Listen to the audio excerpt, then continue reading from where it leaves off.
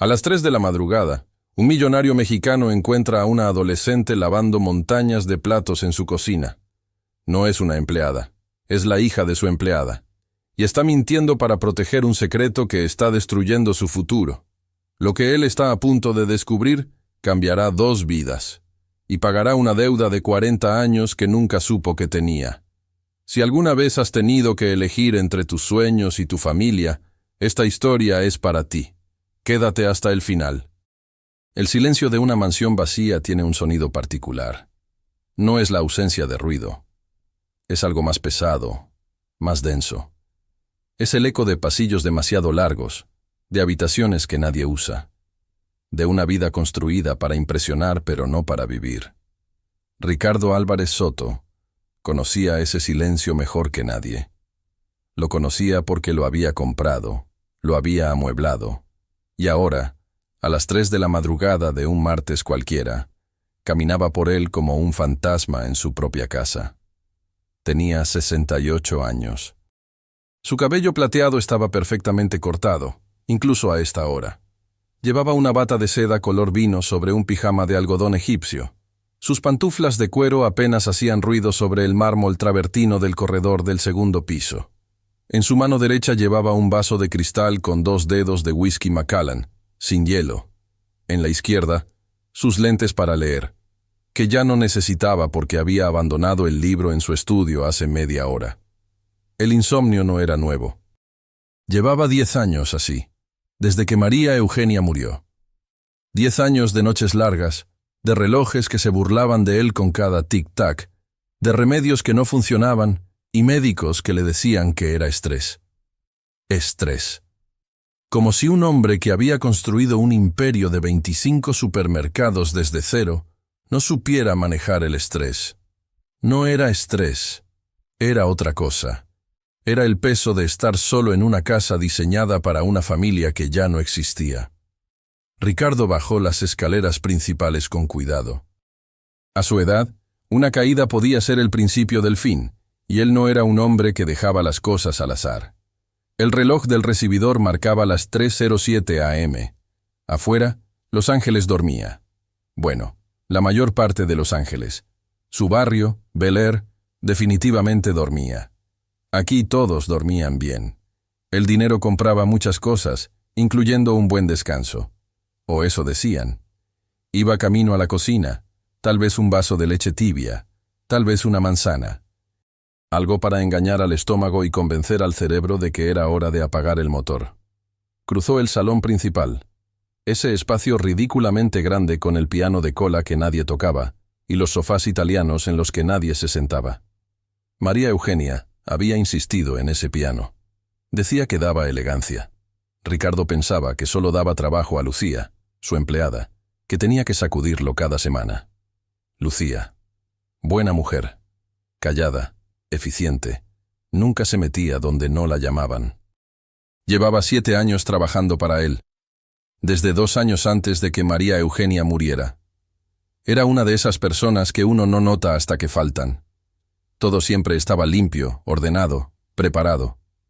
La comida aparecía a la hora exacta. Las camisas planchadas. Las flores frescas en los jarrones. Un fantasma benévolo que mantenía la casa funcionando.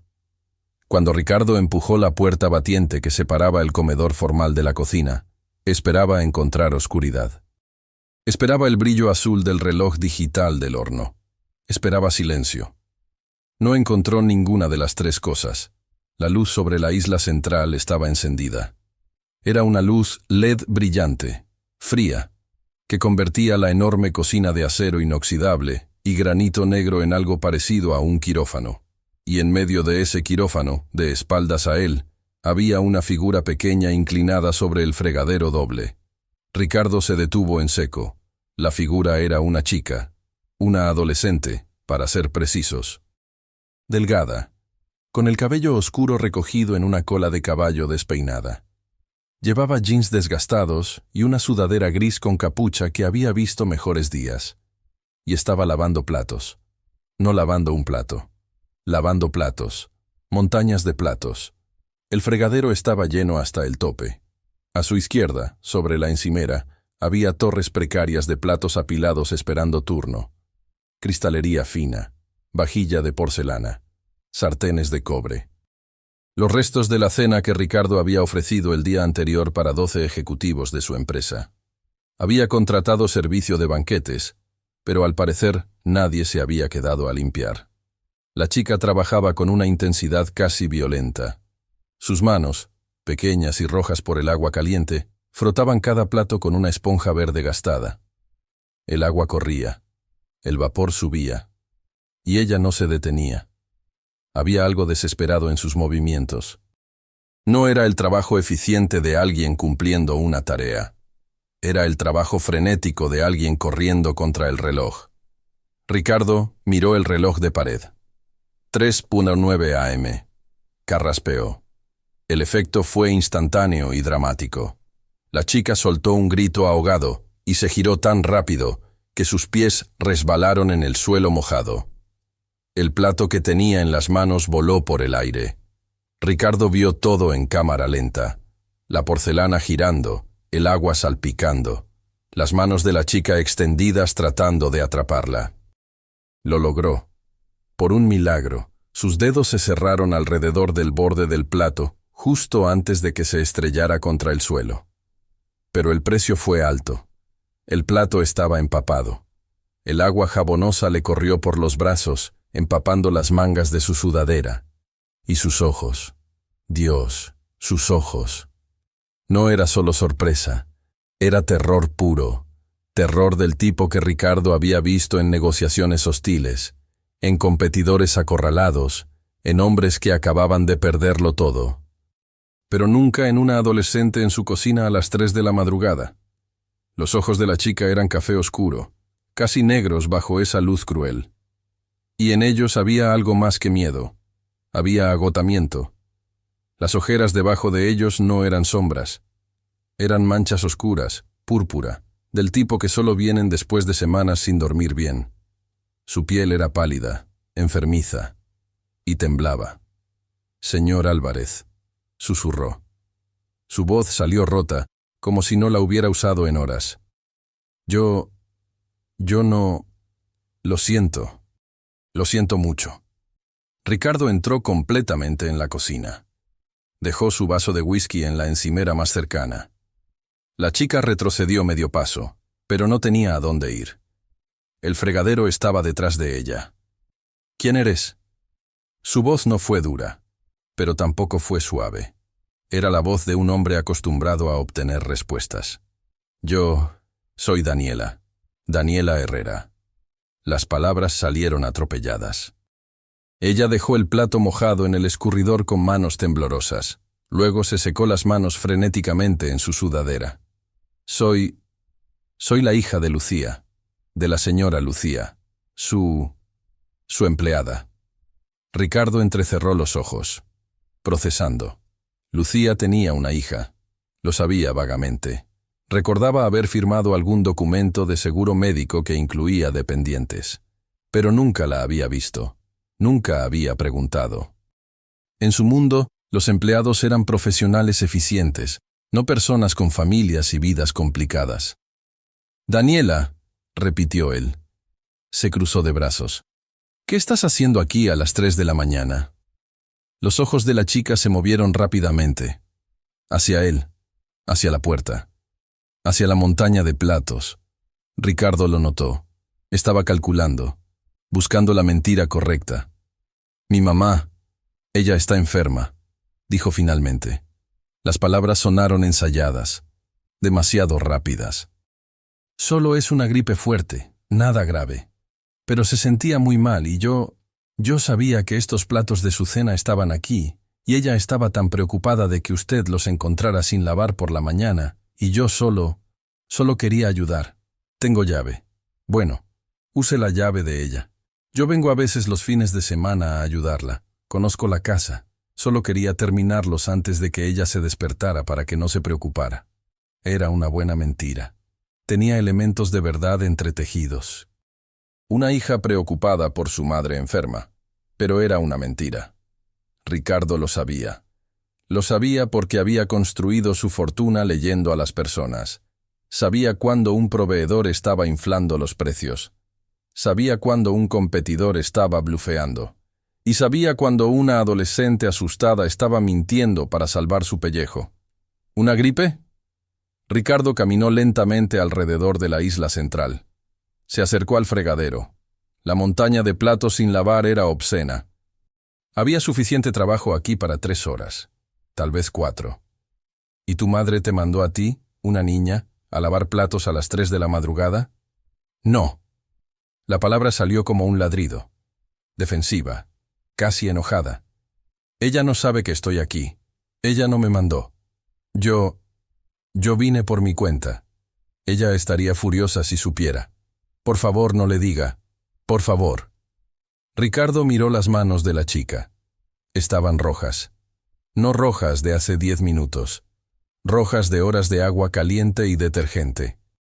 La piel de sus nudillos estaba agrietada, y en su muñeca derecha había una pequeña quemadura rosada. Reciente. Deberías estar en la cama, dijo Ricardo, suavizando apenas su tono. Tienes escuela mañana, hoy, de hecho, en unas horas. Y ahí estaba. El flinch. El gesto diminuto que lo traicionaba todo. Los hombros de Daniela se tensaron. Sus ojos cayeron al suelo. Fue solo un segundo, pero Ricardo lo vio tan claramente como si ella hubiera gritado la verdad. Sí, señor, susurró. Tengo escuela. Terminaré rápido. No lo molestaré más. Seré muy callada. ¿A qué escuela vas? La pregunta la tomó por sorpresa. Sus ojos volaron hacia arriba. ¿Qué? ¿Tu escuela? ¿Cuál es? Yo, Westwood Prep. Estoy en tercero de prepa. Westwood Prep. Ricardo conocía ese nombre. Era una escuela pública, pero con un programa académico fuerte. Competitiva. Buena reputación. ¿Y qué tal te va? Bien, me va bien. Ella tragó saliva. Señor Álvarez, de verdad, yo solo necesito terminar esto y me iré. Lo prometo, no volverá a pasar. Pero Ricardo no estaba escuchando sus palabras. Estaba mirando más allá de ella. En el suelo, junto a la puerta trasera de servicio, había una mochila. Era una mochila negra con parches, vieja pero bien cuidada. Y colgando del zipper principal, había algo que hizo que el aire se le atorara en la garganta. Un cordón trenzado de color azul y dorado. Ricardo conocía ese cordón. Lo había visto muchas veces a lo largo de los años en ceremonias escolares, en graduaciones. Era el cordón de honor que llevaban los mejores estudiantes, los del cuadro de honor, los que iban a la universidad con becas completas. Se acercó a la mochila. Daniela lo vio moverse y su respiración se aceleró. Señor, por favor, esa es mi mochila. Ricardo se agachó. Sus rodillas protestaron, pero lo ignoró. Al lado del cordón azul y dorado, en el bolsillo lateral de malla, había una fotografía enmarcada. Era pequeña, del tamaño de una foto de cartera. Estaba en un marco de metal plateado barato, el tipo que venden en farmacias. La sacó. La levantó a la luz. Era una foto vieja, a juzgar por los colores deslavados y el borde blanco, de los años 80. En ella había un hombre joven, tal vez 30 y tantos años, con bigote espeso y ojos gentiles. Llevaba una camisa de trabajo azul y tenía una sonrisa amplia. Estaba parado frente a una tienda. Y aunque la imagen era pequeña y la tinta estaba desvanecida, Ricardo pudo leer el letrero detrás del hombre. Mercado Álvarez, Grand Opening 1982. El mundo se inclinó ligeramente. Ricardo conocía esa tienda. Fue su primera tienda, la que su padre abrió en Boyle Heights cuando Ricardo tenía 12 años. Una tienda pequeña de abarrotes para la comunidad mexicana que estaba creciendo en Los Ángeles. No era nada comparado con el imperio de hoy, pero fue el principio, y conocía a ese hombre en la foto. No recordaba su nombre. Habían pasado más de 40 años, pero recordaba el bigote. Recordaba la camisa azul de trabajo. Recordaba que ese hombre había sido amable con él cuando otros no lo fueron. ¿Quién es este hombre?, Ricardo preguntó. Su voz salió más ronca de lo que pretendía. Daniela lo miraba con los ojos muy abiertos. Es Era mi abuelo.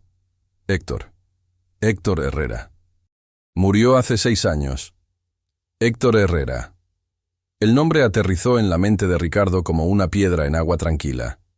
Las ondas se expandieron. Los recuerdos se movieron. Héctor.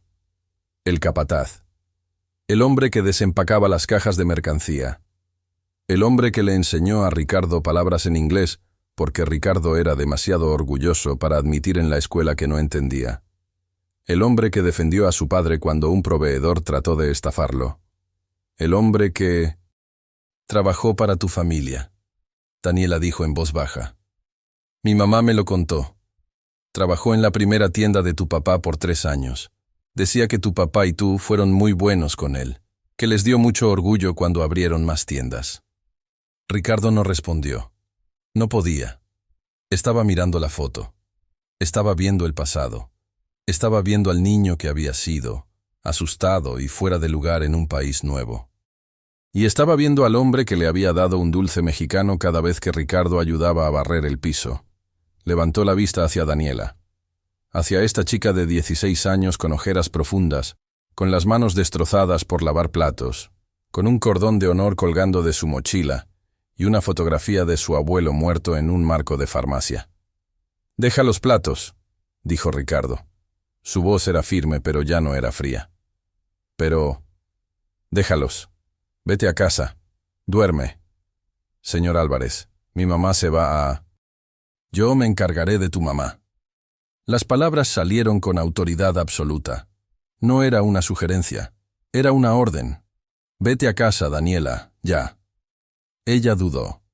Toda su postura era de derrota, como si hubiera fallado en una misión crítica. Lentamente se quitó el delantal de cocina que había encontrado y lo dejó sobre la encimera. Recogió su mochila, la colgó de un hombro con esfuerzo visible. Era pesada. Demasiado pesada. «Gracias, señor», murmuró. No lo miró a los ojos. Caminó hacia la puerta de servicio con los hombros caídos. Daniela. Ella se detuvo. Se giró a medias.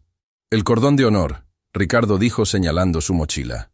«Eso significa que eres una excelente estudiante, ¿verdad?» Ella no respondió. Solo asintió. Una vez, breve. «Entonces, ¿por qué no estás en la escuela?» El silencio que siguió fue denso. Daniela abrió la boca. La cerró. Sus ojos se llenaron de lágrimas que se negó a dejar caer. «Tengo que irme», susurró finalmente. Y salió por la puerta hacia la oscuridad preamanecer. Ricardo se quedó solo en la cocina brillantemente iluminada. El agua del fregadero todavía corría. La cerró. El silencio regresó, pero ahora estaba lleno de preguntas. Miró el cordón de honor en su mente. Miró las manos destrozadas de una adolescente. Miró una fotografía de un hombre que había olvidado durante 40 años. Las piezas no encajaban. Y Ricardo Álvarez había construido un imperio resolviendo rompecabezas que otros no podían ver. Recogió su vaso de whisky olvidado. Lo vació de un trago. Ya no tenía sueño. Ya no tenía interés en dormir. Fue a su estudio. Encendió su computadora. Y esperó. Esperó a que fueran las 7:00 am. Esperó a que su asistente personal, don Miguel, respondiera el teléfono. Cuando el reloj marcó las 7 en punto, Ricardo marcó. «Don Miguel», dijo cuando el hombre respondió con voz somnolienta. «Buenos días. Perdón por la hora». «Señor Álvarez». Don Miguel se aclaró la garganta. «No hay problema. ¿Sucede algo?» Don Miguel Herrera llevaba 30 años trabajando para Ricardo. Comenzó como chofer. Ahora era difícil de definir. Era asistente, confidente, consejero. Era la persona que manejaba los asuntos que Ricardo no quería delegar a ejecutivos corporativos. Era, en muchos sentidos, el único amigo verdadero que Ricardo tenía. «Necesito que investigues algo para mí», Ricardo dijo, de manera discreta. «Por supuesto, dígame». «Lucía Herrera, nuestra empleada doméstica. Quiero saber todo sobre su situación, su salud, sus finanzas, su familia, todo». Hubo una pausa. «¿Puedo preguntar por qué?» «Su hija estuvo aquí anoche, a las 3 de la madrugada, lavando los platos de mi cena. Mintió sobre por qué». Y hay algo que no cuadra, Miguel. Esa niña tiene un cordón de honor de la escuela, pero está trabajando en lugar de estudiar. Y... Ricardo se detuvo. Miró la foto que había traído de la cocina. La tenía en su escritorio ahora, bajo la luz de su lámpara. Y su abuelo fue Héctor Herrera. Hubo un silencio largo en la línea. Cuando don Miguel habló de nuevo, su voz había cambiado. Tenía algo en ella, algo suave. ¿Héctor Herrera? ¿De la primera tienda? El mismo. Señor Ricardo, ese hombre salvó el negocio de su padre. Lo sé. ¿La nieta de Héctor está lavando platos a las 3 de la madrugada? Sí. Otro silencio. Luego don Miguel suspiró profundamente. Voy para allá. Dame 2 horas. Ricardo colgó. Se recostó en su silla de cuero. Afuera, Los Ángeles comenzaba a despertar. Podía ver las primeras luces del tráfico en la autopista a lo lejos. No sabía qué iba a encontrar, pero sabía que algo estaba profundamente mal, y sabía que no podía ignorarlo. Porque 40 años atrás, un hombre llamado Héctor Herrera había extendido su mano a un niño asustado y le había enseñado que la bondad no cuesta nada, pero vale todo. Y ahora la nieta de ese hombre estaba destruyendo su futuro en silencio. Ricardo no era un hombre religioso, pero en ese momento, mirando la fotografía descolorida, sintió algo parecido a una señal. Una deuda que no sabía que tenía. Una deuda que había estado esperando ser pagada durante 4 décadas. Se puso de pie. Fue a la cocina. Y lentamente, con sus propias manos de 68 años, comenzó a lavar los platos que Daniela había dejado. Don Miguel Herrera llegó a la mansión a las 9:15 a.m., con una carpeta manila delgada bajo el brazo y una expresión que Ricardo conocía bien. Era la expresión de un hombre que había encontrado algo que no le gustaba para nada. Miguel tenía 62 años, cabello completamente blanco peinado hacia atrás, y un bigote que había sido negro en su juventud, pero ahora era plateado como la nieve. Vestía su uniforme habitual, pantalones de vestir oscuros, camisa blanca impecable, y un suéter de cuello en V color gris. No era exactamente un chofer y no era exactamente un ejecutivo. Era algo intermedio, algo más valioso. «Buenos días, don Ricardo», dijo, usando el título de respeto que había insistido en mantener durante 3 décadas, sin importar cuántas veces Ricardo le dijera que no era necesario. «Miguel, pasa, ¿café?» «Ya desayuné, gracias». Miguel entró al estudio y cerró la puerta detrás de él. Ese gesto solo ya le dijo a Ricardo todo lo que necesitaba saber. Lo que estaba en esa carpeta era privado. Delicado. Se sentaron en los 2 sillones de cuero frente a la chimenea apagada. Miguel abrió la carpeta sobre la mesa de centro. Dentro había documentos impresos, algunas fotos de redes sociales y notas escritas a mano con la letra cuidadosa de Miguel. «Empecemos con Lucía Herrera», dijo Miguel, ajustándose los lentes para leer. Tiene 42 años, originaria de Guadalajara, Jalisco. Llegó a los Estados Unidos hace 19 años con visa de trabajo. Nacionalizada hace 11 años, divorciada hace 8 años. Tiene 2 hijos, Daniela, de 16 años, y Mateo, de 8. Ricardo asintió. Eso lo sabía del archivo de personal. Trabaja para usted hace 7 años. Antes de eso trabajó en limpieza de hoteles y en casas particulares. Su récord es impecable. Nunca un problema. Hasta hace 2 meses. ¿Qué pasó hace 2 meses? Miguel pasó una página. Empezó a faltar. Primero un día aquí, otro allá. Llamaba diciendo que estaba enferma. Luego 2 días seguidos. Luego 3. Su supervisora, la señora Chen de la Agencia de Empleados Domésticos, tiene un archivo con 12 ausencias en los últimos 60 días. Ricardo frunció el ceño. ¿Y por qué no me lo dijeron? Porque Lucía llamaba cada vez. Se disculpaba, prometía recuperar las horas. Y lo hacía. Venía en sus días libres. Trabajaba el doble. La señora Chen pensó que era temporal. Una crisis personal. ¿Cuál crisis? Miguel le pasó una hoja impresa. Era un récord médico. O al menos una parte de uno. Ricardo vio el membrete del LA County Hospital. Mateo Herrera, el hijo menor. Hace 3 meses fue diagnosticado con diabetes tipo 1, la severa. Ricardo leyó en silencio. Las palabras se volvieron más pesadas con cada línea. Cetoacidosis diabética, hospitalización de emergencia, terapia con insulina de por vida, monitoreo continuo de glucosa. Es un niño, Ricardo dijo en voz baja. Tiene 8 años. Sí. Miguel se quitó los lentes. Se frotó los ojos. La diabetes tipo 1 en niños es complicada, don Ricardo. El niño necesita insulina 3 veces al día. Necesita un monitor continuo de glucosa, esas pequeñas máquinas que se pegan al brazo. Necesita tiras reactivas, jeringas, lancetas. Y necesita revisiones constantes con un endocrinólogo pediátrico. ¿Y el seguro? Ahí está el problema. Miguel sacó otro documento. Lucía tiene el seguro básico que ofrecemos a empleados domésticos a través de la agencia. Es un plan con deducible alto. Cubre emergencias, pero para una condición crónica como esta, señaló una columna de números. El deducible anual es de $6,000. Después de eso, el seguro cubre el 70%, pero el 30% restante de los medicamentos y equipos para un niño diabético es aproximadamente $850 al mes. Ricardo hizo los cálculos mentalmente. $850 mensuales. El salario de Lucía era de $2,800 al mes. Después de impuestos, unos $2,200. La renta de un apartamento modesto en Los Ángeles, mínimo $1,400. Quedaban $800 para comida, transporte, servicios, ropa, escuela. No alcanzaba, ni siquiera cerca. ¿Y el padre? ¿El ex esposo? Miguel negó con la cabeza. Regresó a México hace 6 años. No hay contacto, no hay manutención. ¿Familia? ¿Otros parientes? La madre de Lucía murió hace 4 años. El padre, Héctor Herrera. Miguel hizo una pausa significativa.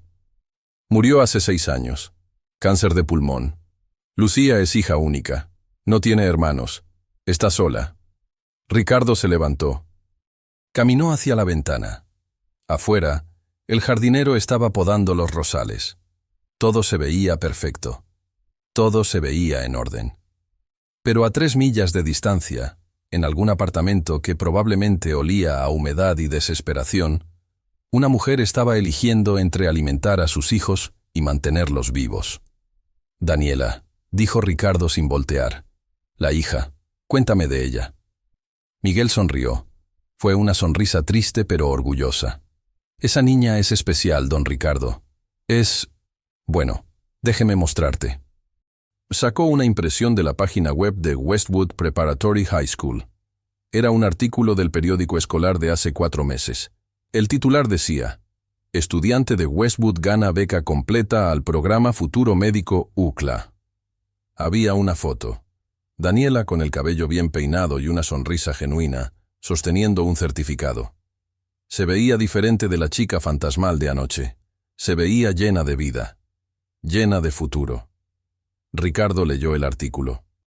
Daniela Herrera, estudiante de honor de 3er año, había sido seleccionada entre 500 solicitantes para el programa Futuro Médico. Era una beca competitiva que ofrecía entrada garantizada a UCLA, cobertura completa de matrícula y un programa acelerado de premedicina. Solo aceptaban a 10 estudiantes por año en todo el condado de Los Ángeles. Tiene un promedio de 4.0. Miguel continuó. Está en el cuadro de honor desde primer año. Es voluntaria en una clínica comunitaria los sábados. Quiere ser doctora, endocrinóloga pediátrica específicamente. Desde que su hermano fue diagnosticado, Ricardo dijo. No era una pregunta. Exactamente. ¿Y ahora? La expresión de Miguel se endureció. Sacó otro documento. Era un reporte de ausencias escolares del Distrito Escolar Unificado de Los Ángeles. Hace 28 días, Daniela dejó de asistir a la escuela. Ricardo se giró bruscamente. ¿Qué? Ausencias sin justificar. La escuela intentó contactar a Lucía múltiples veces. Llamadas, correos electrónicos, cartas. No hubo respuesta. La directora del programa Futuro Médico, una doctora Carmen Ruiz, fue personalmente al último domicilio registrado hace 2 semanas. Nadie abrió la puerta. ¿Y la beca? Se perdió. Miguel dejó que las palabras cayeran como piedras. El programa requiere asistencia completa y graduación con honores. Daniela tenía hasta el 15 de abril para confirmar su aceptación. No lo hizo. Su lugar fue dado a otro estudiante hace 11 días. Ricardo sintió algo caliente y furioso subir por su pecho. ¿Por qué? ¿Por qué una niña brillante tiraría su futuro a la basura? Por esto. Miguel sacó la última hoja de la carpeta. Era una foto impresa de baja calidad, claramente tomada de un celular. Mostraba a Daniela en un uniforme de restaurante de comida rápida, una gorra ridícula sobre su cabeza, sirviendo hamburguesas detrás de un mostrador. ¿Dónde es esto? McDonald's en Venice Boulevard, turno de 4:00 p.m. a 12:00 a.m. Lunes a viernes, salario mínimo, 15,50 la hora, 40 horas semanales. Ricardo hizo los cálculos. $620 a la semana. Aproximadamente 2.400 al mes antes de impuestos. Suficiente para cubrir la insulina de Mateo. Suficiente para que Lucía no perdiera su trabajo. Suficiente para mantener las luces encendidas. Suficiente para destruir el futuro de una niña brillante. Y anoche, Miguel continuó, vino aquí a cubrir el turno de su madre. Sin cobrar. Para que usted no se diera cuenta de que Lucía está demasiado enferma para trabajar. ¿Lucía está enferma? Miguel asintió gravemente. Hablé con una vecina en su edificio. Lucía tiene una hernia de disco. Se lesionó hace un mes levantando cajas en su segundo trabajo en una lavandería. No ha ido al médico porque no puede pagar la consulta. Está tomando ibuprofeno y rezando.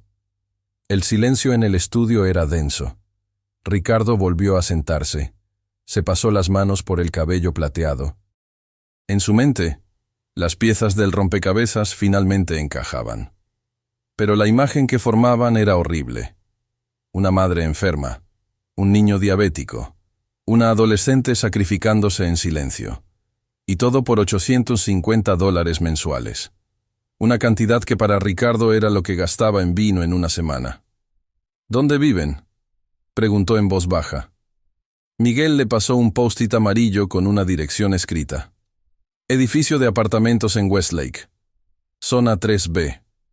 No es el mejor vecindario, don Ricardo. Ricardo se puso de pie. Llévame. ¿Ahora? Ahora. Durante todo el trayecto en el Mercedes oscuro de Miguel, Ricardo no habló. Miraba por la ventana viendo cómo Los Ángeles cambiaba. Las mansiones de Bel Air dieron paso a casas más pequeñas en West LA. Luego a edificios de apartamentos en Mid Wilshire, y finalmente a las calles más angostas y congestionadas de Westlake. Era un vecindario que Ricardo no había visitado en décadas. Tiendas con letreros en español. Vendedores ambulantes de elotes y paletas. Niños jugando fútbol en un estacionamiento vacío. Recordaba este tipo de vecindario. Había crecido en uno igual. El edificio era de 3 pisos, estuco gris desgastado, ventanas con barrotes. Miguel estacionó en la calle. Ricardo salió del coche sin esperar. Subió las escaleras externas hasta el 3er piso. El concreto estaba agrietado. Las barandillas estaban oxidadas. Pero todo estaba limpio. Alguien barría estas escaleras regularmente. Apartamento 3B. Ricardo tocó la puerta. Suave pero firme. Esperó. Escuchó movimiento adentro. Pasos arrastrándose. Lentos. Dolorosos. La puerta se abrió con la cadena puesta. Un ojo apareció en la rendija. Un ojo café, que se hizo muy grande al reconocerlo. Señor Álvarez. La voz de Lucía era apenas un susurro estrangulado. La cadena se cerró. Ricardo escuchó un sollozo ahogado. Luego la cadena se abrió, y la puerta se abrió completamente. Lucía Herrera estaba irreconocible. La mujer profesional y eficiente que limpiaba su casa había desaparecido. En su lugar estaba un fantasma. Lucía siempre había sido delgada, pero ahora estaba demacrada. Su rostro era gris de dolor. Tenía el cabello suelto, sin peinar. Vestía pants viejos y una camiseta desgastada, y se sostenía del marco de la puerta con una mano mientras la otra presionaba su espalda baja. Yo iba a llamar, dijo, y las lágrimas comenzaron a correr por sus mejillas. Iba a explicar. Yo solo necesitaba unos días más. Puedo trabajar, lo prometo, puedo... Lucía, Ricardo dijo con gentileza. ¿Puedo pasar? Ella retrocedió, avergonzada.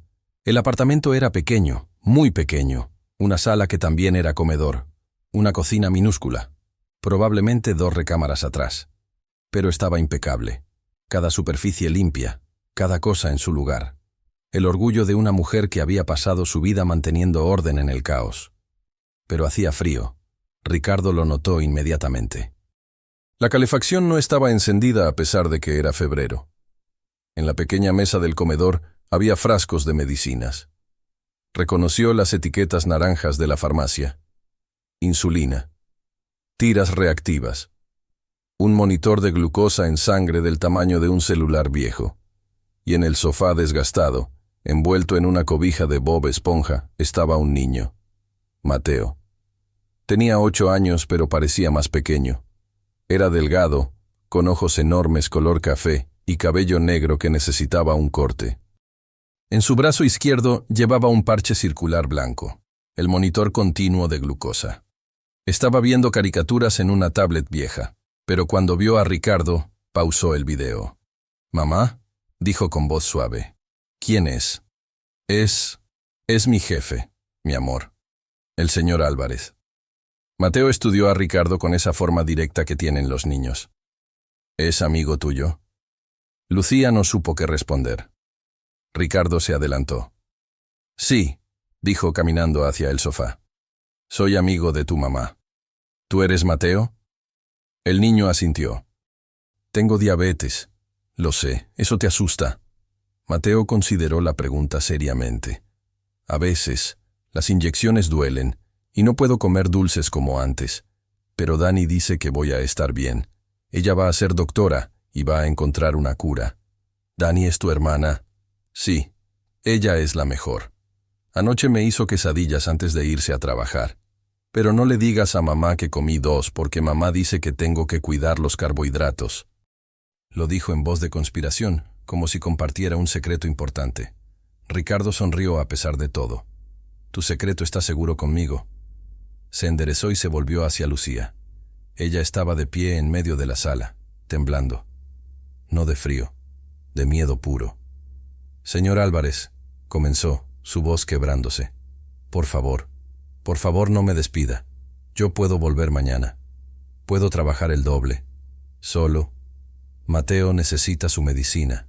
Si pierdo el seguro...». «Lucía». Ricardo levantó una mano. «No voy a despedirte». Ella parpadeó. «¿Qué?». «Siéntate, por favor. Necesitamos hablar». Lucía se sentó lentamente en el borde del sillón, su mano todavía en su espalda.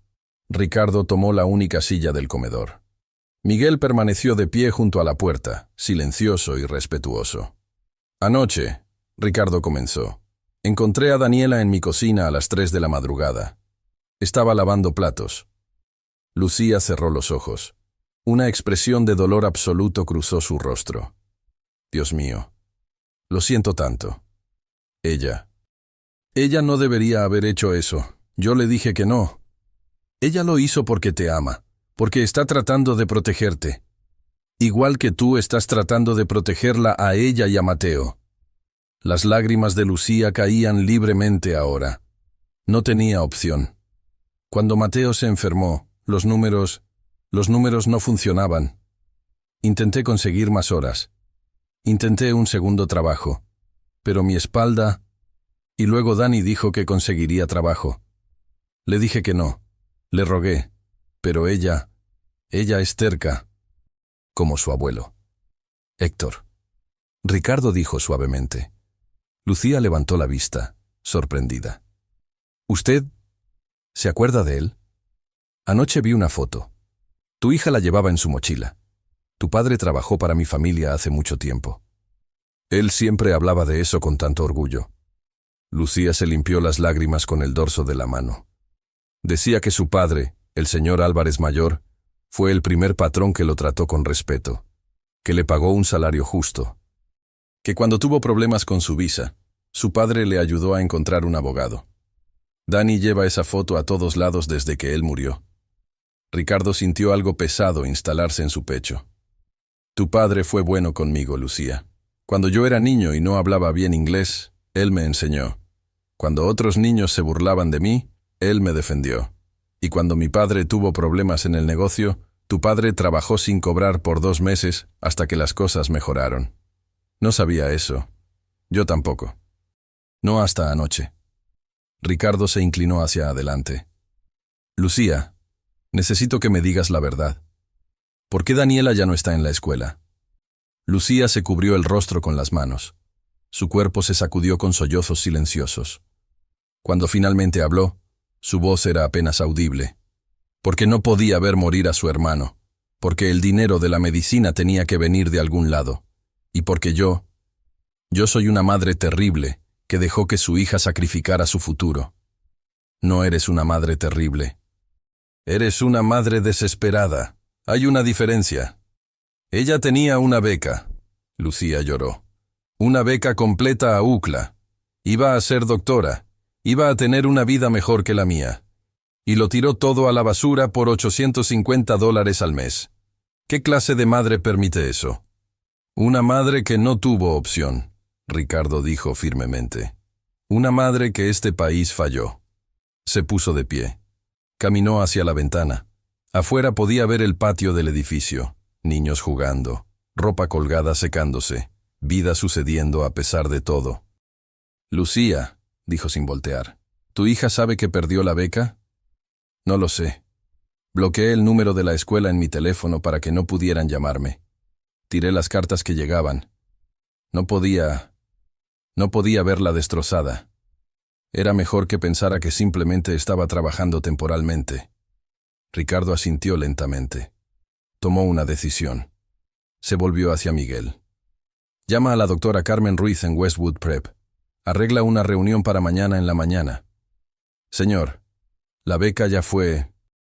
Arréglalo, Miguel. Sí, señor. Ricardo volvió su atención a Lucía. La medicina de Mateo. Los 850 mensuales. ¿Qué más necesita? Yo no puedo aceptar caridad, señor Álvarez. No te estoy ofreciendo caridad. Te estoy pagando una deuda. Sacó su billetera. Extrajo una tarjeta de crédito corporativa. Esta es para gastos médicos de Mateo. Sin límite. Todo lo que necesite. Médicos, medicina, equipos, lo que sea. Lucía lo miraba como si hubiera perdido la razón. No puedo. Sí puedes. Y lo harás. Su voz tenía esa cualidad de acero que no admitía argumentos. Además, mañana un doctor vendrá a verte, un ortopedista, para tu espalda. Señor. Y sobre tu trabajo. Ricardo hizo una pausa. Ya no trabajarás como empleada doméstica. Lucía palideció. Me está despidiendo. Te estoy promoviendo. Ricardo explicó su plan. La Fundación Baker Company, el Fondo para Familias de Veteranos. Ella sería la directora. Salario real.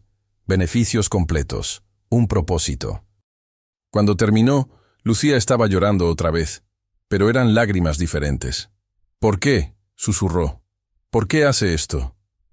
Ricardo miró a Mateo, quien había vuelto a sus caricaturas, ajeno a que su mundo acababa de cambiar. Porque tu padre le enseñó a un niño asustado que la bondad no cuesta nada pero vale todo.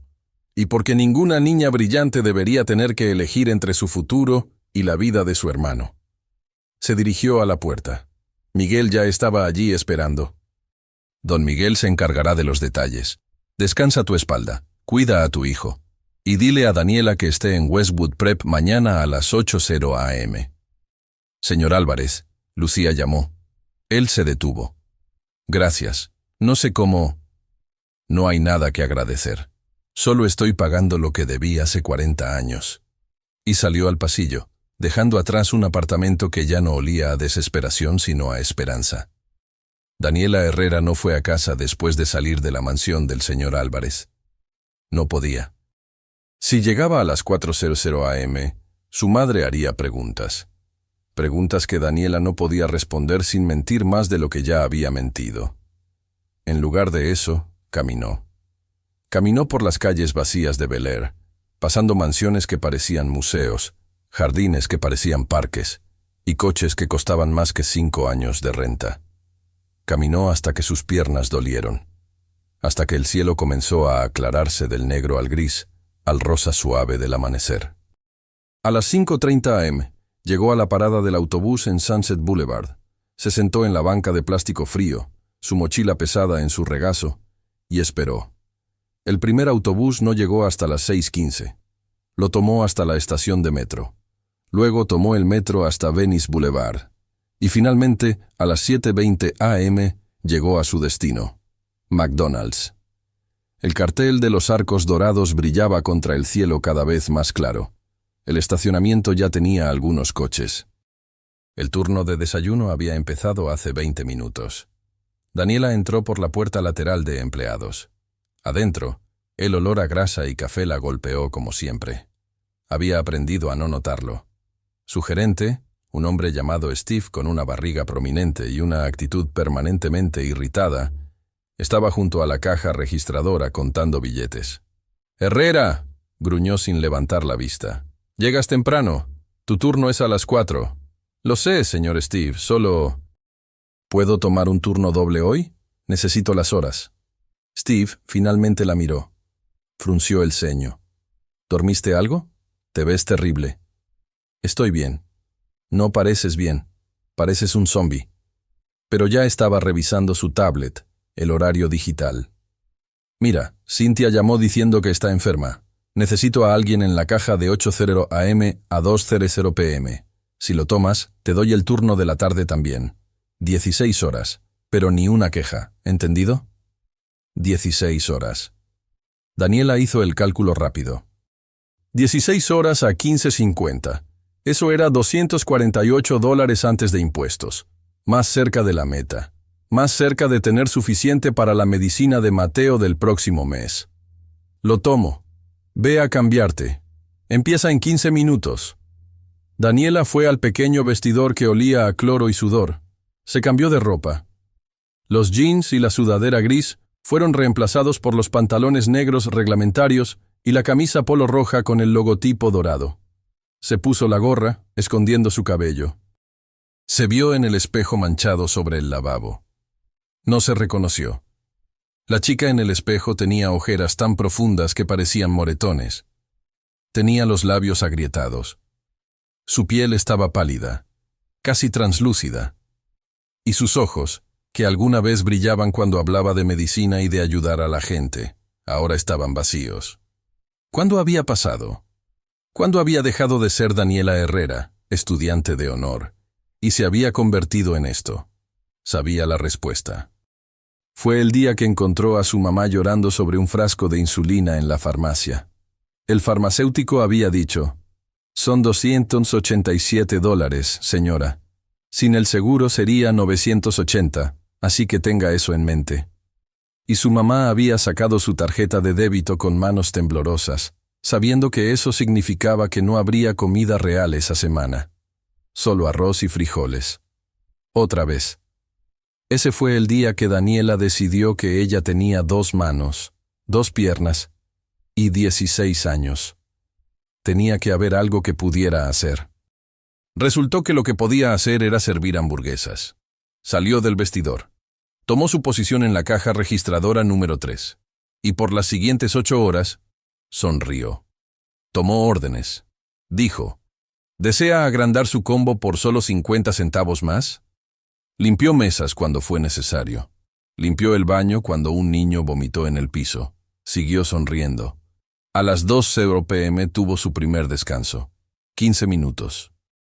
Fue a la pequeña área de empleados, una mesa rota y 2 sillas en la parte trasera junto a las cajas de suministros. Sacó su teléfono. Tenía 3 mensajes de su mamá. «Mi amor, ¿dónde estás? Dani, estoy preocupada. Llámame. Por favor, nena. Solo dime que estás bien». Daniela escribió rápido: «Estoy bien, mamá. Tuve que cubrir un turno extra». Te veo esta noche. Besos. Mintió. Otra mentira más en la montaña de mentiras. También tenía un mensaje de un número desconocido. Lo abrió. Daniela, soy la doctora Ruiz de Westwood Prep. Por favor, llámame. Es urgente. Todavía hay tiempo. Daniela miró el mensaje por largo rato. Luego lo borró. No había tiempo. El tiempo se había acabado hace mucho. Guardó su teléfono. Comió la única comida que se permitiría ese día. Una hamburguesa pequeña y agua. Era gratis para empleados. Tenía que ahorrar cada centavo. A las 2:15 p.m. volvió a su puesto. El turno de la tarde era siempre más pesado. Más clientes, más prisa, más errores.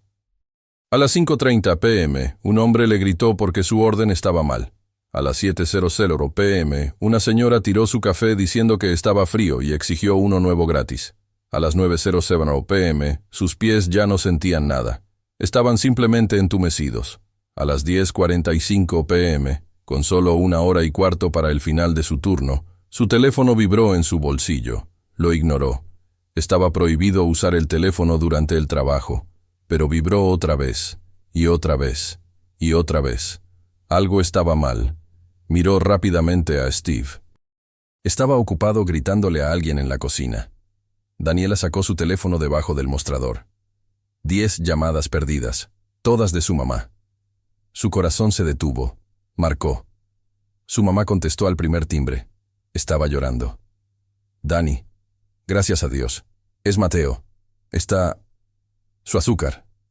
Está muy bajo. No sé qué hacer. El mundo de Daniela se estrechó a un solo punto.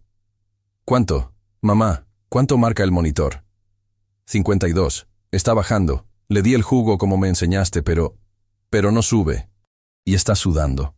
Está muy pálido. Dani, tengo miedo. 52. Eso era peligroso. Eso era una emergencia. Si bajaba más, Mateo podría tener convulsiones. Podría entrar en coma. Mamá, escúchame. Dale otra caja de jugo, toda, ahora mismo. Y si en 5 minutos no sube a por lo menos 60, llama al 911. ¿Me oyes? Llama a la ambulancia. No podemos pagar una ambulancia, Dani. El deducible. Me importa un carajo el deducible. Daniela casi gritó. La gente en la fila la miró. Si su azúcar baja a 40, se puede morir. ¿Entiendes? Llama al 911 si no mejora.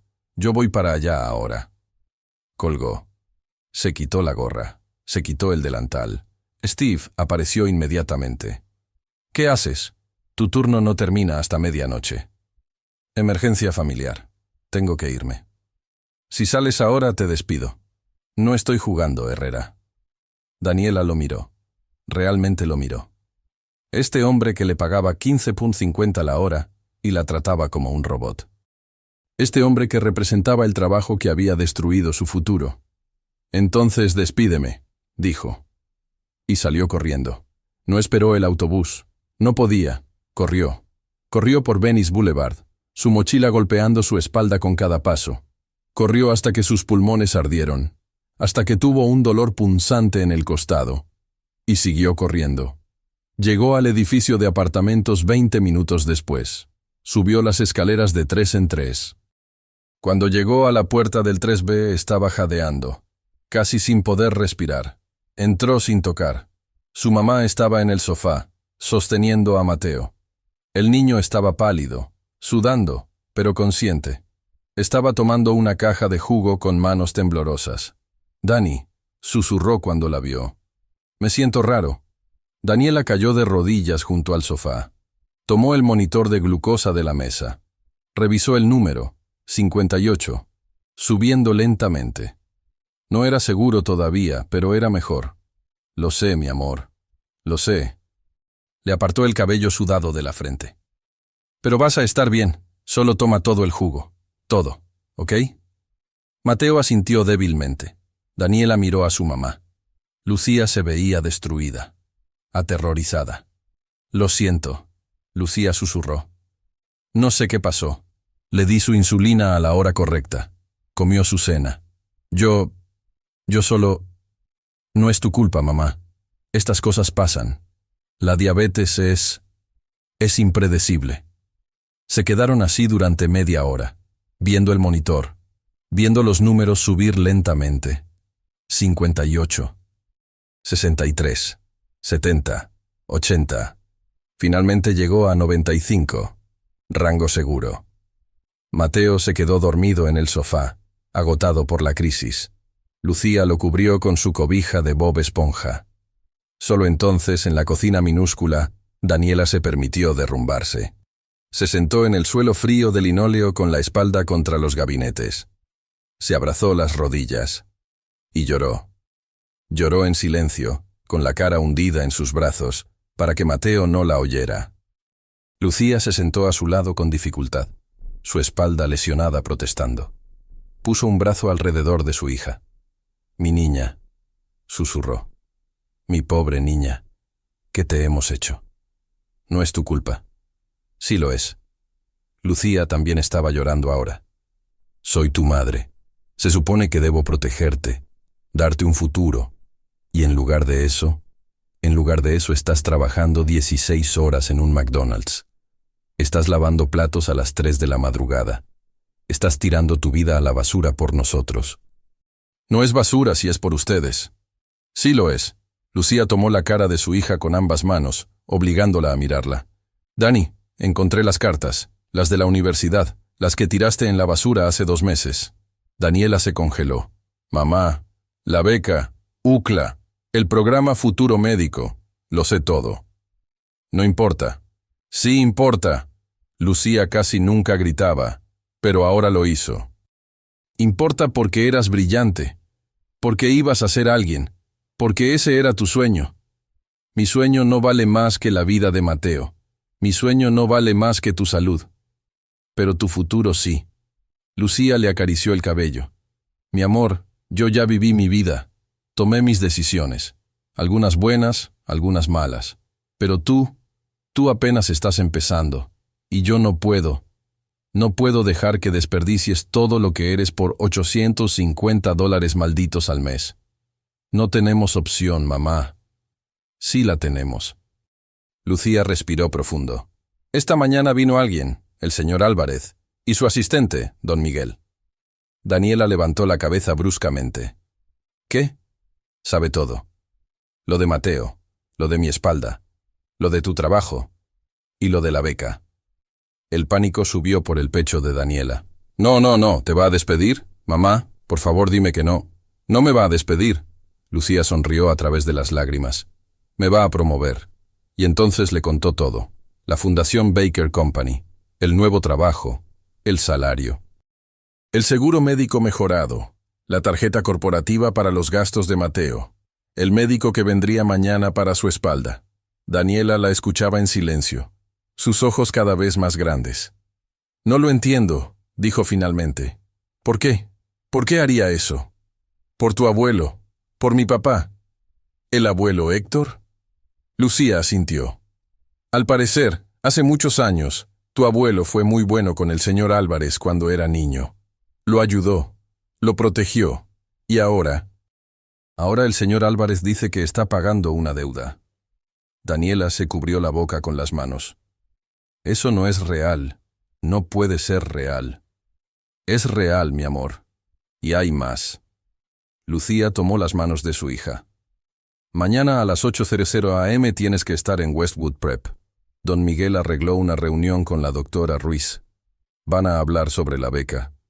«La beca se perdió, mamá. Ya pasó la fecha. Ya le dieron mi lugar a otra persona». El señor Álvarez dijo que don Miguel es muy persuasivo. Daniela negó con la cabeza. Esto era demasiado. Era demasiado bueno. «No puedo aceptar esto. Es caridad. Es justicia». Lucía la interrumpió. «Es lo que siempre debió ser. Una niña brillante yendo a la universidad. Un niño enfermo recibiendo su medicina. Una familia pudiendo respirar». Apretó las manos de su hija. «Dani, sé que te enseñé a ser orgullosa, a nunca pedir ayuda, a aguantar y seguir adelante. Pero también te enseñé algo más, aunque nunca lo dije en voz alta». «¿Qué?» «Que cuando alguien te extiende la mano, cuando alguien te ofrece bondad genuina, no la rechazas, la tomas, y luego pasas esa bondad adelante cuando puedas. Así es como funciona. Así es como tu abuelo vivió su vida. Daniela se quedó en silencio por un largo momento. Luego preguntó la única pregunta que realmente importaba.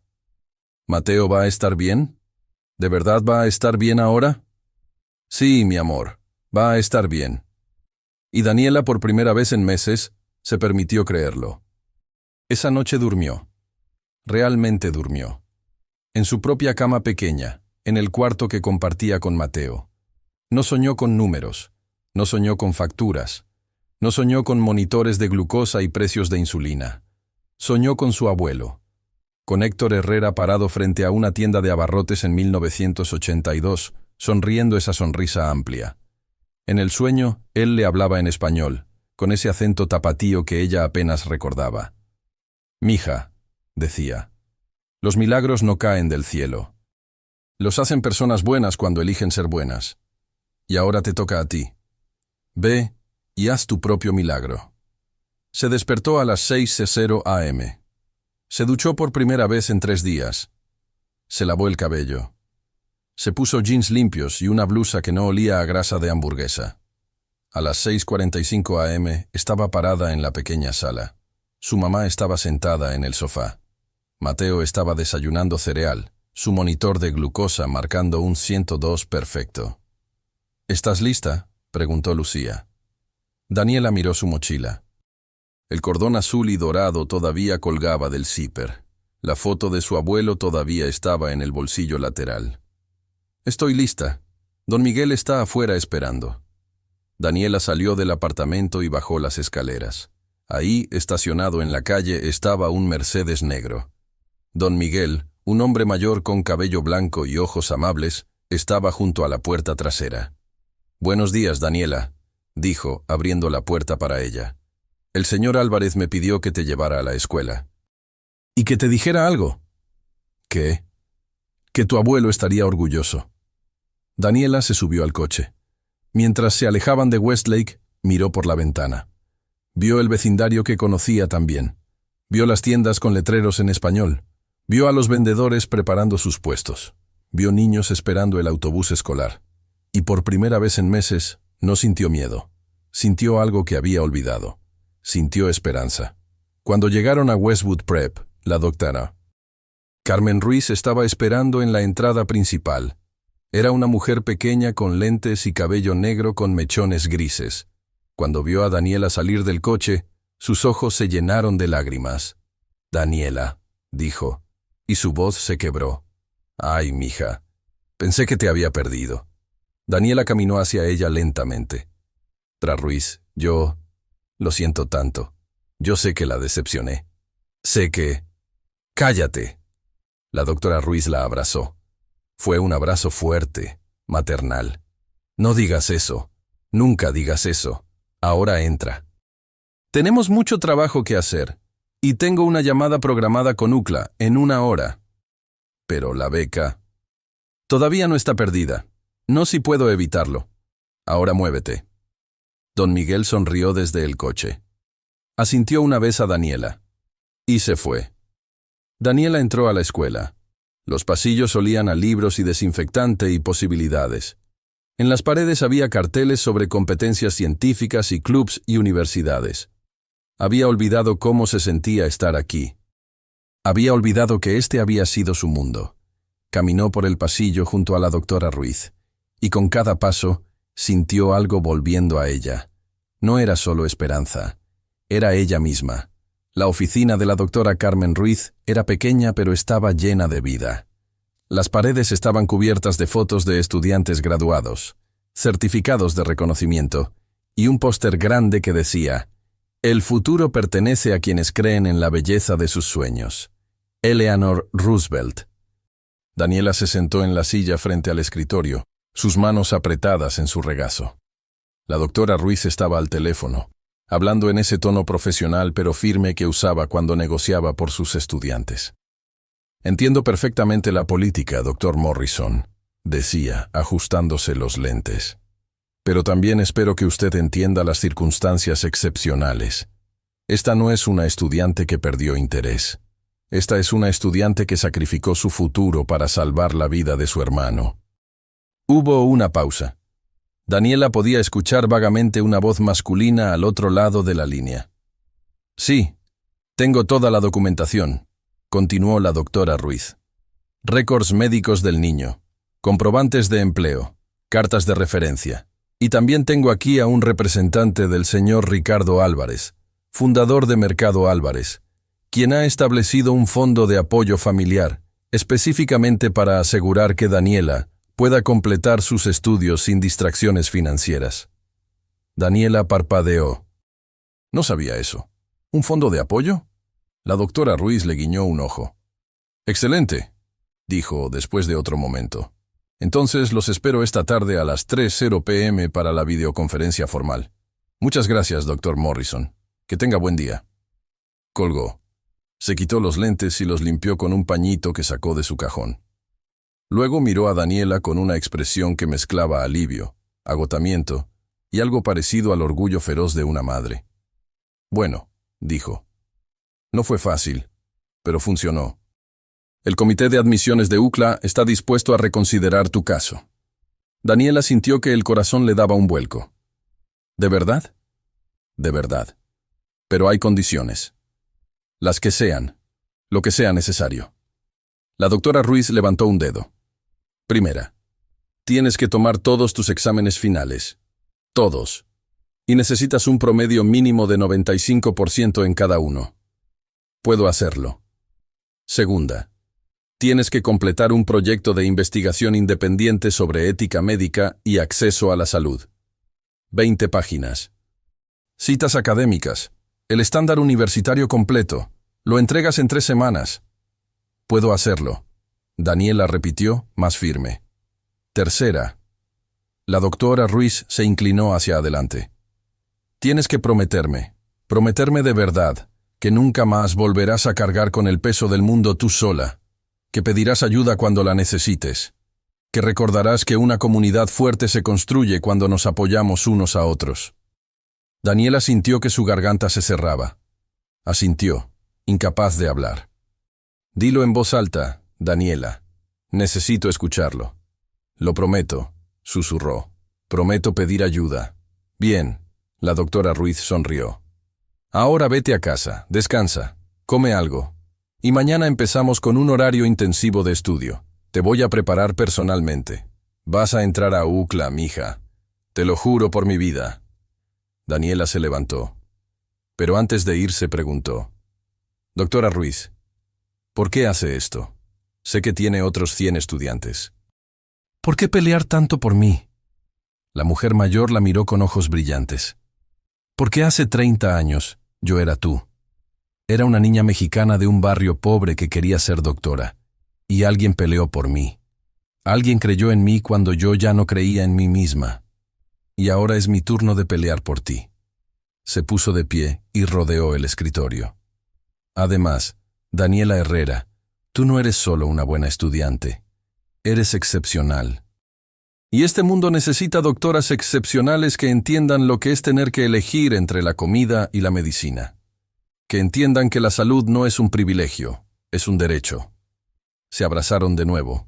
Y cuando Daniela salió de esa oficina, caminó diferente. Con la cabeza en alto, con los hombros hacia atrás. Las siguientes 3 semanas fueron las más difíciles de su vida. Pero fueron un tipo diferente de difícil. No era la dificultad de la desesperación. Era la dificultad del desafío. Se levantaba a las 6:00 a.m., desayunaba con Mateo, quien ahora tenía un nuevo monitor de glucosa de última generación cortesía del seguro médico mejorado de su mamá. Le ayudaba a revisar su azúcar. Le preparaba su almuerzo para la escuela. Luego estudiaba. La doctora Ruiz le había diseñado un programa intensivo. Matemáticas avanzadas de 8 a 10 entero. Química de 10 a 12:0. Literatura e historia de 12:0 a 2:0. Un descanso para almorzar. Y luego biología y física hasta las 6:00 p.m. Las noches las dedicaba a su proyecto de investigación. Barreras socioeconómicas en el acceso a tratamientos para diabetes tipo 1 en comunidades latinas de Los Ángeles. No era solo un proyecto académico. Era su historia. Era la historia de Mateo. Era la historia de miles de familias atrapadas entre la enfermedad y la bancarrota. Su mamá había empezado su nuevo trabajo. Lucía llegaba a casa cada noche con historias sobre las familias que estaba ayudando a través de la Fundación Baker Company. Un veterano que necesitaba una rampa para silla de ruedas. Una viuda que no podía pagar la reparación de su coche. Un niño que necesitaba aparatos ortopédicos. Historias de bondad circulando como el agua, llegando a donde más se necesitaba. Tu abuelo estaría tan orgulloso, le decía Lucía a Daniela cada noche. Esto es lo que él siempre quiso, ayudar a la gente, ser la mano que alguien necesita. Y Mateo estaba mejor, mucho mejor. Tenía un nuevo médico, el doctor Patel, un endocrinólogo pediátrico en Cedars-Sinai, que era paciente y amable, y que le explicaba todo en términos que un niño de 8 años podía entender. Sus niveles de azúcar estaban estables. Había ganado peso. Su color había vuelto. Una tarde, 2 semanas después de que todo empezara, sonó el timbre. Daniela abrió la puerta y se encontró con don Miguel. «Buenas tardes, Daniela», dijo con esa gentileza tranquila que lo caracterizaba. «El señor Álvarez me pidió que te trajera esto». Le entregó una caja rectangular envuelta en papel craft simple. No era ostentosa, era humilde. Daniela la abrió con cuidado. Dentro había un estetoscopio. Pero no era cualquier estetoscopio. Era uno profesional, el tipo que usan los médicos de verdad. Era de acero inoxidable pulido con su nombre grabado en el tubo. Doctora Daniela Herrera, futuro médico. También había una nota escrita a mano en papel grueso. La letra era firme, pero con el ligero temblor de la edad. Daniela, tu abuelo me enseñó que la bondad no es un regalo que se da una vez. Es una semilla que se planta y crece en los corazones de otros. Tú plantaste bondad en tu familia con tu sacrificio. Ahora ve y plántala en los corazones de tus pacientes. El mundo necesita doctoras con manos fuertes y corazones más fuertes todavía. Ricardo Álvarez. Daniela sostuvo el estetoscopio contra su pecho y lloró. Pero eran lágrimas buenas. Lágrimas de gratitud, lágrimas de esperanza. 3 semanas después, Daniela se presentó a sus exámenes finales. Química, 98% matemáticas avanzadas, 97% literatura, 96% historia, 99% biología, 100% física, 97%. Su proyecto de investigación recibió una A+. La doctora Ruiz le dijo que era el mejor trabajo que había leído en 10 años. Y 2 días después de eso, llegó el correo electrónico. Daniela estaba en casa cuando su laptop emitió el sonido de notificación. Eran las 4:37 p.m. de un viernes. Mateo estaba jugando en la sala. Su mamá estaba en la cocina preparando la cena. Abrió el correo. Oficina de Admisiones, UCLA. Asunto, decisión de readmisión, programa Futuro Médico. Sus manos temblaron tanto que casi no podía controlar el mouse. Hizo clic. Estimada Daniela Herrera, es nuestro gran placer informarte que el Comité de Admisiones ha votado unánimemente para restaurar tu admisión al programa Futuro Médico de UCLA. Tu dedicación a tu familia, tu excelencia académica continua y tu pasión demostrada por la medicina representan exactamente el tipo de estudiante que buscamos formar. No pudo leer más. Se levantó de la silla tan rápido que casi la tira. ¡Mamá!, gritó. ¡Mamá! Lucía salió corriendo de la cocina secándose las manos en un trapo. ¿Qué pasó? ¿Estás bien? Daniela no podía hablar. Solo señalaba la pantalla, con lágrimas corriendo por sus mejillas. Lucía leyó. Sus ojos se hicieron grandes. Se cubrió la boca con las manos, y luego madre e hija se abrazaron en medio de la pequeña sala, llorando y riendo al mismo tiempo. ¿Qué pasa?, preguntó Mateo, mirándolas confundido. ¿Por qué están llorando? Daniela se agachó y lo abrazó. Porque voy a ser doctora, hermanito. Voy a ser doctora de verdad. Ya sabía eso, dijo Mateo con la seguridad absoluta de un niño de 8 años. Siempre lo supe. Esa noche, Daniela le envió un mensaje a don Miguel. Por favor, dígale al señor Álvarez que lo logré. Y que gracias por todo. La respuesta llegó 10 minutos después. Él dice que no hay nada que agradecer. Solo ve y cura al mundo. 4 meses después, en una tarde calurosa de junio, la preparatoria Westwood celebró su ceremonia de graduación en el campo de fútbol. Daniela estaba sentada en el escenario con los otros estudiantes de honor, vistiendo su toga azul y su birrete. El cordón azul y dorado colgaba alrededor de su cuello. Pero ahora tenía un significado diferente. No era solo un símbolo de logro académico, era un símbolo de resistencia, de sacrificio, de amor. En la tercera fila, podía ver a su familia. Lucía estaba en el centro, su espalda finalmente sanada después de 3 meses de fisioterapia. Ya no usaba ese andar encorvado de dolor. Se veía años más joven, radiante. A su lado estaba Mateo, con su camisa de vestir que le quedaba un poco grande y su corbata torcida. Tenía su monitor de glucosa en el brazo, pero ya no lo veía como una sentencia. Lo veía como lo que era, una herramienta. Un pequeño dispositivo que le permitía vivir plenamente. Y en el asiento junto a Lucía, en una silla de ruedas porque sus piernas ya no lo sostenían tan bien como antes, estaba Ricardo Álvarez Soto. Cuando Daniela lo vio allí, su corazón casi se detuvo. No esperaba que viniera. Era un hombre ocupado. Un millonario con cosas importantes que hacer. Pero había venido. Don Miguel estaba de pie detrás de la silla de ruedas, discreto como siempre. Cuando los ojos de Daniela encontraron los de Ricardo, el anciano levantó su mano en un pequeño saludo. Un gesto simple que decía: «Estoy aquí, vine a ver tu victoria». «¿Y ahora?», dijo la directora por el micrófono. «Es mi honor presentar a nuestra oradora de la clase graduanda. Valedictorian de su generación, recipiente de la beca completa Futuro Médico de UCLA y un ejemplo de perseverancia ante la adversidad. Démosle la bienvenida a Daniela Herrera». El aplauso fue atronador. Daniela se levantó de su silla, caminó al podio, miró a la multitud, cientos de familias, cientos de historias, cientos de sueños representados en esas togas azules. Había escrito un discurso, 3 páginas sobre el trabajo duro y la importancia de la educación. Cosas buenas, cosas seguras.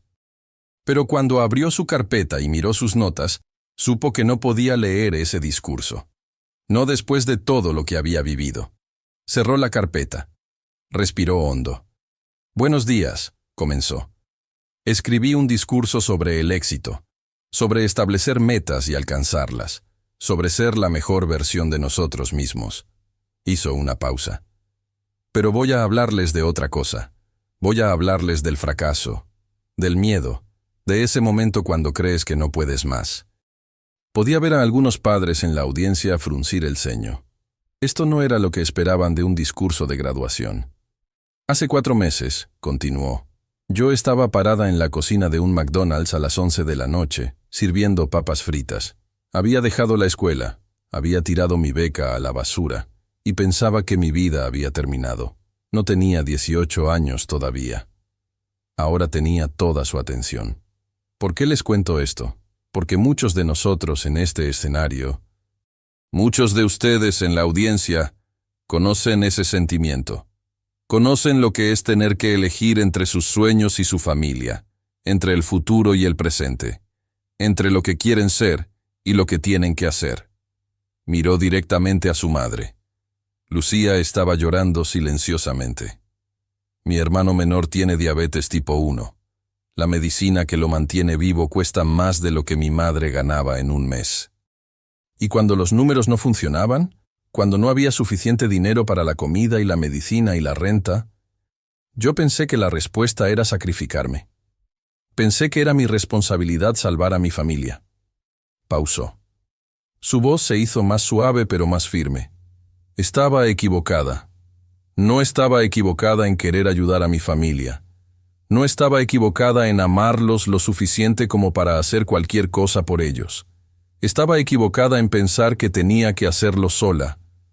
Estaba equivocada en pensar que pedir ayuda era debilidad. Estaba equivocada en pensar que nadie se preocupaba». Ahora miró a Ricardo. El anciano tenía lágrimas en sus ojos. «Porque resulta que sí hay gente que se preocupa. Hay maestros que pelean por sus estudiantes incluso cuando esos estudiantes se han rendido. Hay vecinos que notan cuando alguien está luchando. Hay extraños que se convierten en ángeles. Su voz se quebró ligeramente. Respiró hondo. Y a veces hay un hombre que recuerda una bondad que recibió hace 40 años. Y decide pasar esa bondad adelante. Decide que la deuda de gratitud no se paga hacia atrás, se paga hacia adelante. Mi abuelo, Héctor Herrera, trabajó en una tienda de abarrotes hace muchos años. Fue bueno con una familia que estaba luchando. Los ayudó cuando nadie más lo haría. Y 40 años después, cuando su nieta estaba a punto de tirar su vida a la basura, la familia de ese hombre devolvió la bondad. Ahora muchos en la audiencia estaban llorando. Clase de 2025, dijo, enderezándose. Van a salir a un mundo que no siempre es justo, un mundo donde el dinero determina demasiado, donde la salud es un privilegio y no un derecho, donde muchos de ustedes tendrán que trabajar 2 veces más duro solo para llegar a la mitad de lejos. Pero también van a salir a un mundo lleno de gente buena, gente que quiere ayudar, gente que entiende que todos estamos conectados, que cuando uno de nosotros sufre, todos sufrimos, y cuando uno de nosotros triunfa, todos triunfamos. Levantó su cordón de honor. Este cordón representa excelencia académica. Pero también representa algo más. Representa a mi mamá trabajando doble turno con una espalda lesionada. Representa a mi hermanito siendo valiente cada vez que se pone una inyección.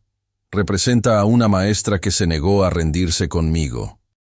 Y representa a un hombre que entendió que la verdadera riqueza no es lo que tienes, sino lo que das. Miró a toda su clase, sus compañeros, algunos ricos, algunos pobres, todos con sus propias batallas. Así que mi mensaje para ustedes es este: sean amables, sean generosos, y cuando vean a alguien que está luchando, no miren hacia otro lado. Sean la mano que alguien necesita, sean el milagro que alguien está rezando por recibir. Su voz se hizo más fuerte. Porque eso es lo que cambia el mundo. No los grandes gestos. Los pequeños actos de bondad que se multiplican, que crecen, que se pasan de generación en generación. Y cuando tengan éxito, cuando lleguen a donde quieren llegar, acuérdense de dónde empezaron. Acuérdense de quién les ayudó. Y ayuden a alguien más. Levantó su diploma, aunque todavía no lo había recibido oficialmente. Vamos a graduarnos hoy. Vamos a salir por esas puertas con nuestros diplomas y nuestros planes y nuestros sueños. Pero no se olviden de esto. El éxito más grande no es lo que logran para ustedes mismos. Es lo que hacen posible para otros. Bajó del podio. El silencio duró 1 segundo, 2 segundos, y entonces el campo explotó en aplausos. No fue el aplauso educado de una ceremonia formal. Fue un rugido. Estudiantes se pusieron de pie. Padres gritaban. La doctora Ruiz estaba de pie aplaudiendo con lágrimas corriendo por su rostro. Ricardo Álvarez, desde su silla de ruedas, aplaudía despacio pero con determinación.